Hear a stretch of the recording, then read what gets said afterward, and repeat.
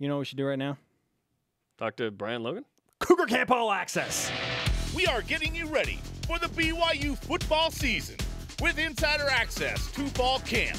This is Cougar Camp All Access on BYU Sports Nation. Are you not ramped up after that? Set right up. Yep. You look good doing playing that the drums in a plaid shirt. It's plaid day on the It is BYU plaid Sports day. Nation, by the way. This was literally the reaction, but I know we didn't tell you. Brian didn't get the sad. memo. He shows up with the polo. I'm so sad. I try to be Looking solid. professional, and You guys- try to be wait, professional? What do you know. We're not No, professional? the reaction when we both saw each other was we both did this. Oh, man. Twins. You I guys believe look our like producer's twins. quote was, "Oh, that's cute." Brian Logan with us on BYU Sports Nation. 2 days of fall camp done, Brian. We had a chance to watch the Cougars for the first time. So many new faces. And for Jerem and I, what we agreed upon is that we weren't disappointed at all. If anything, we were pleasantly surprised at the differences between early camp last year and this year.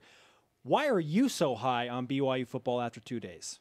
Man, I am so excited. I'm thinking like undefeated season. Okay. That may be putting it out there. That's Stop like it. Stop. way out there, and people probably are going crazy like this. What are you talking about? But the main reason why is because of the offense and just the bombs and the big plays and the talent, the athletic ability that these guys have is just crazy. It's ridiculous. Every other play I looked down and it was a big pass for either one-on-ones or 7-on-7s or during the team period. And the difference was that it was a different receiver every single time. It wasn't like, Austin Collie the whole time or Cody Hoffman the whole time. It was a different player every single time, from the new guys even to the current guys like Ross Apple that's been there. They have 5 legitimate deep threats. 5. Like, that's not an exaggeration. Jordan Leslie, Devon Blackman, Nick Kurtz. Name 5. Ross Oppo, Mitch Matthews. There you go. I thought about him. 5 I would of throw them. Michael Davis in that mix. Michael Davis. Over Ross Oppo. Okay. But so yeah. more. Okay, they have at least 5. Here's the thing with the receivers. They have more athletes on the team. Here's what Bronco Mendenhall had to say about that. Or not. Or We have more balls going downfield maybe in the first practice today than I've seen maybe all spring. More weapons, more depth, more athleticism, more speed, more ball skills. But in terms of the ability and athletic ability, that's certainly there. Okay, we have the hype machine rolling, but it was such a contrast from early last year when they ran the ball so much. I'm guessing to get the speed and the pace of what the go fast, go hard offense was all about.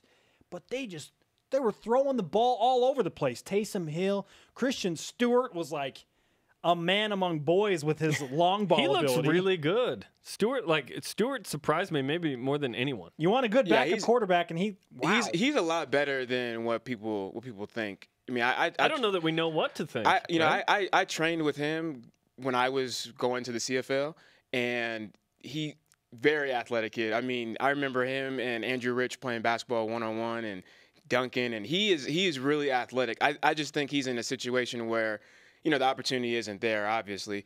But if Taysom were to go down, oh my goodness, I would not be worried. Obviously you're not going to get what Taysom brings, but as far as the dual threat, he still has that. He can run the ball. He's fast. Yeah. He's a fast kid. And he can, and I think I was a little bit surprised as far as his efficiency and his arm, his accuracy, things like that. But as far as athletically, that's not an issue right there. The receivers that Stewart and Taysom Hill are throwing to, we just listed off 5 or 6 guys that can all make big plays. We didn't even mention Colby Pearson and Kurt Henderson.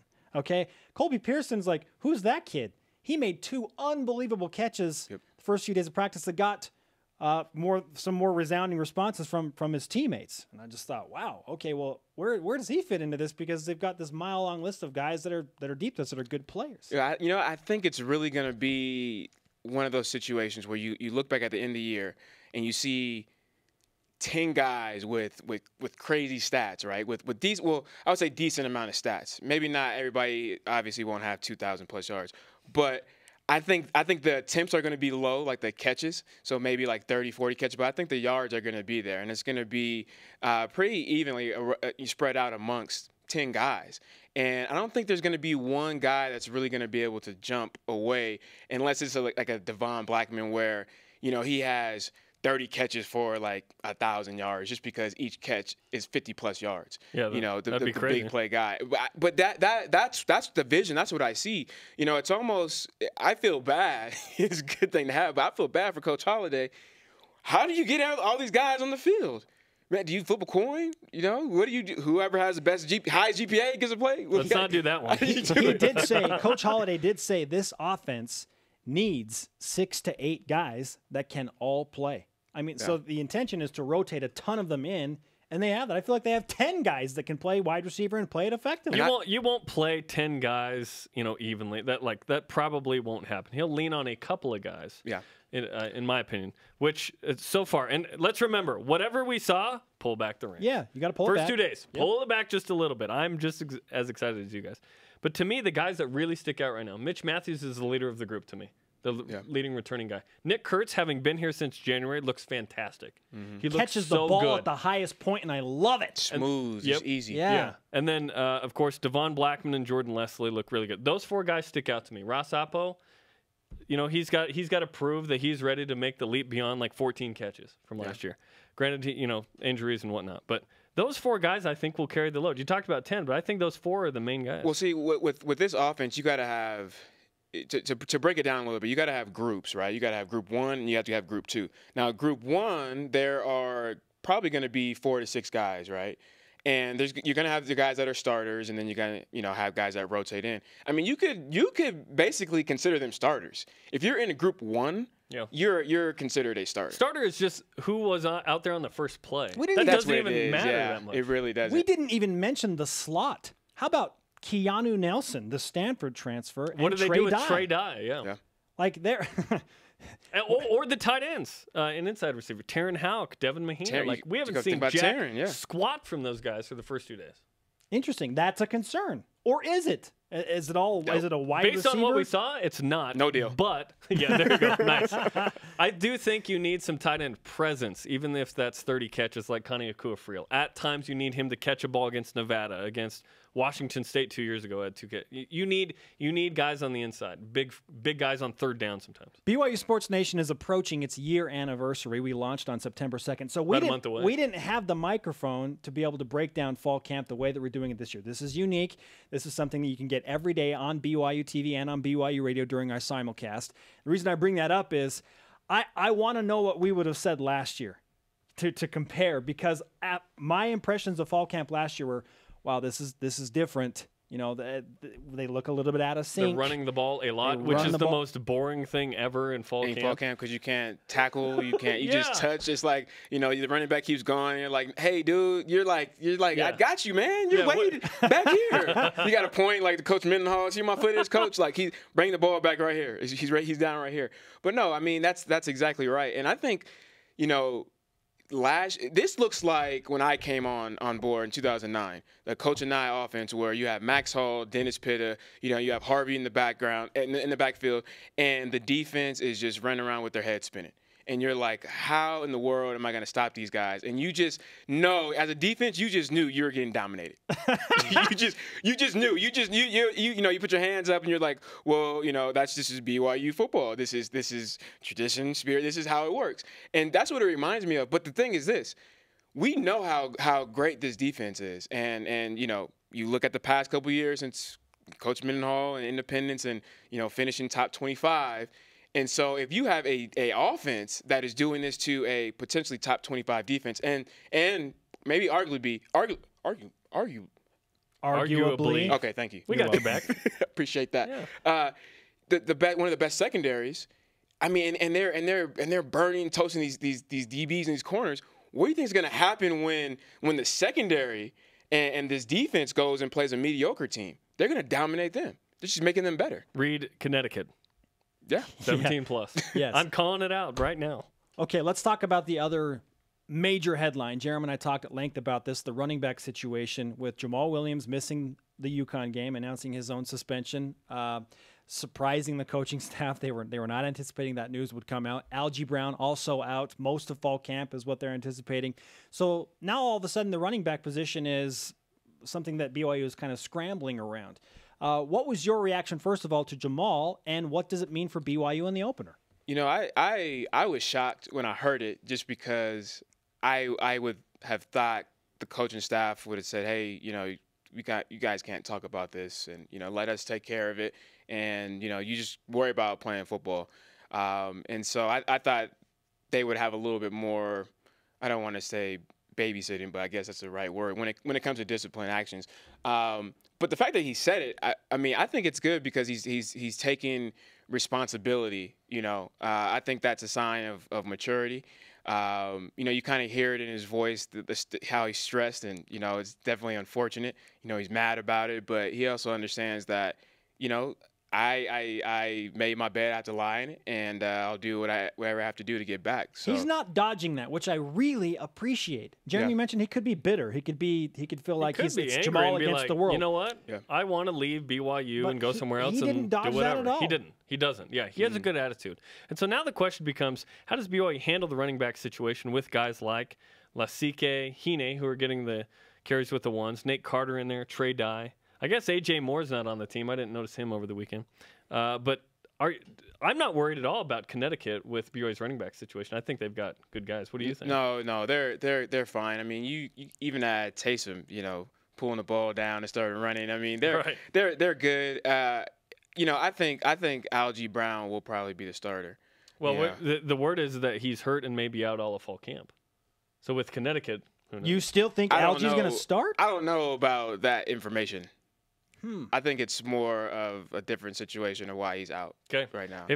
And so I think it's more school academics than injury. Okay. And so because of that, I think if he can be mentally prepared, come in and still be in shape, and whenever he takes finals or whatever he has to do to get back on the field, I think he's the go-to guy. But more than Lasike? Yeah, even over Paul Lasike? The senior versus sophomore? Well, I think Paul is more of a guy that is going to put his head down and run you over, and Brown has a little bit of the shiftier moves. He can stretch the line of scrimmage and then plant and then go. Paul is like, let me take a couple of little steps first, then let me plant, put my head down. So I think Paul is more of a bruiser, and I think with this offense and the style of running, I think you have to have somebody who's a little bit more agile, like Brown, that can make make some shifty moves, get in the hole and still put his head down and still run you over. And then you got Adam Hine. If there's a play where you want to put a running back in space, a toss, or even a screen, you can put Adam in. So I think you'll see those three rotating. Yeah.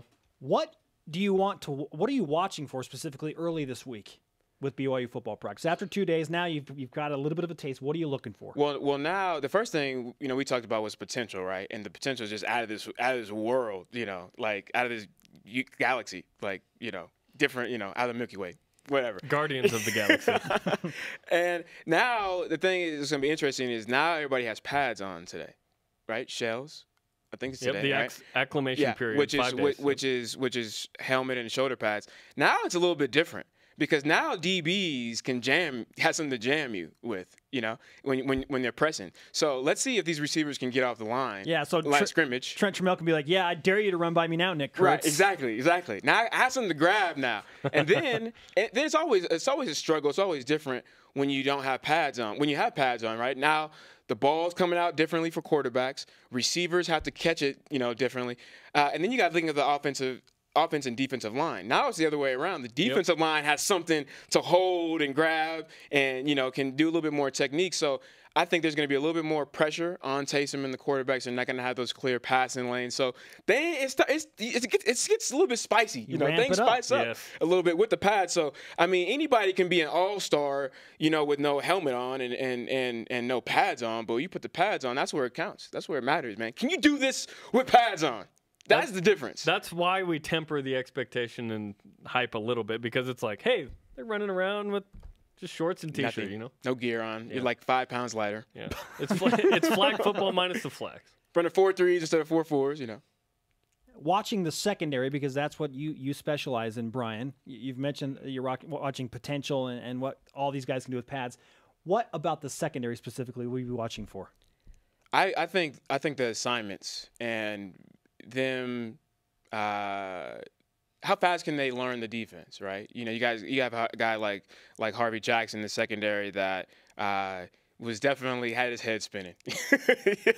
And I laugh because we all have been there in a Coach Mendenhall defense where it's fast-paced, and it makes it even worse that the offense is going faster. So you have zero time to think. He didn't have time to look at his buddy and say, look at Craig Bills and say, hey, man, what do I do on this? Because the ball is snapped.